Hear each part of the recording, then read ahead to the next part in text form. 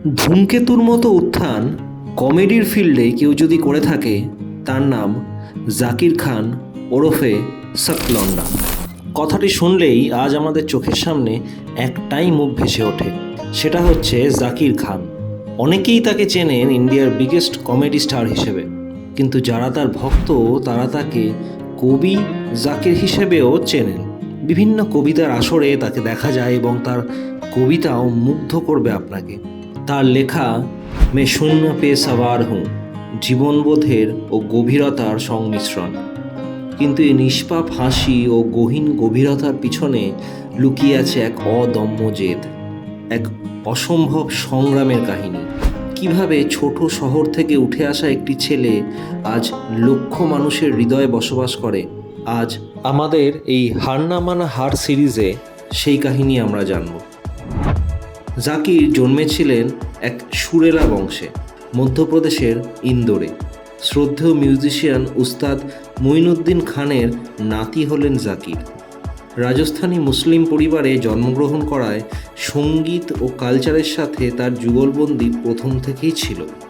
তার বাবা ইসমাইল খান Saint raffle স্কুলের মিউজিক টিচার ছিলেন।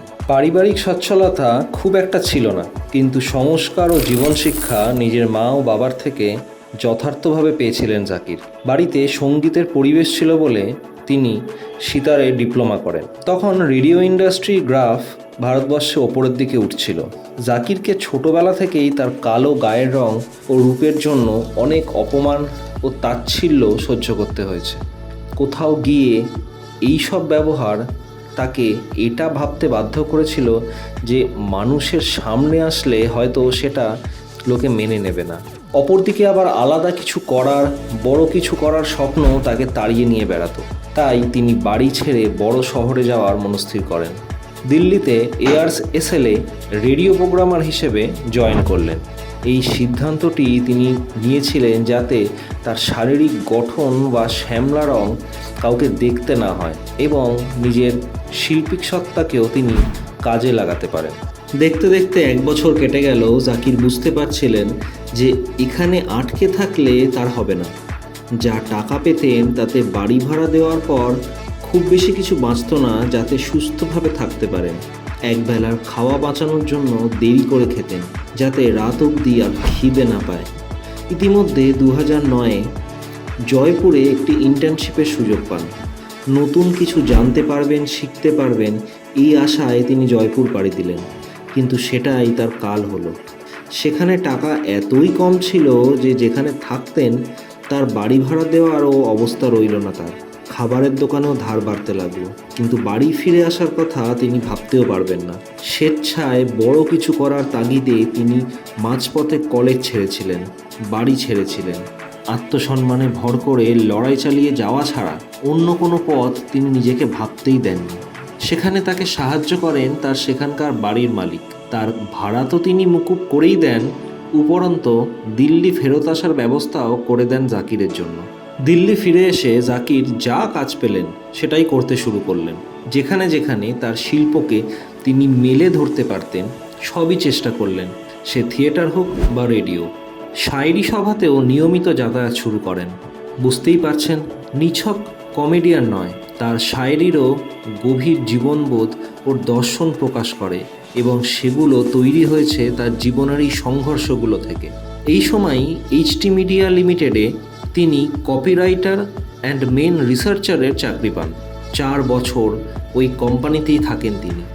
কিন্তু তার জীবনের মোড় ঘোরায় তার তখনকার রুমমেট বিশ্বাস। জাকিরের কথার মধ্যে সহজাত হাস্যকৌতুক দেখে তিনি তাকে ওপেন মাইকের কমেডি শো করতে অংশগ্রহণ করতে বলেন। ছোট শহর থেকে উঠে আসা জাকিরের কাছে এটা একটা বিশাল চ্যালেঞ্জ ছিল, কেননা তিনি কোনোদিন এরকম কিছু দেখেননি বা করেননি। কিন্তু সেই ওপেন মাইকই তাকে বানিয়ে দেয় আজকের সক লন্ডা ওরফে জাকির ভাই। 2017-এ আ প্রমিসিং গেম, সেই বছরই হক সে সিঙ্গেল, 2018-এ চাচা বিধায়ক হে হামারে প্রভৃতি ওয়েব সিরিজে তিনি স্ক্রিপ্ট ও নাম ভূমিকায় অভিনয়ও করেন। যে ছেলেটি নিজের মুখ কাউকে দেখাতে লজ্জা পেত, আজ সে অনেক ব্র্যান্ডের ফেস, নিজে একটা ব্র্যান্ড হয়ে উঠেছে সে। জাকির খান সঠিক কারণেই আজ অনেকের ইন্সপিরেশন। 2019 সালে এশিয়ান একাডেমি ক্রিয়েটিভ অ্যাওয়ার্ডসের জন্য নমিনেটেড হন তিনি। IWM ডিজিটাল অ্যাওয়ার্ডসের বিজেতা হন 2019-এই।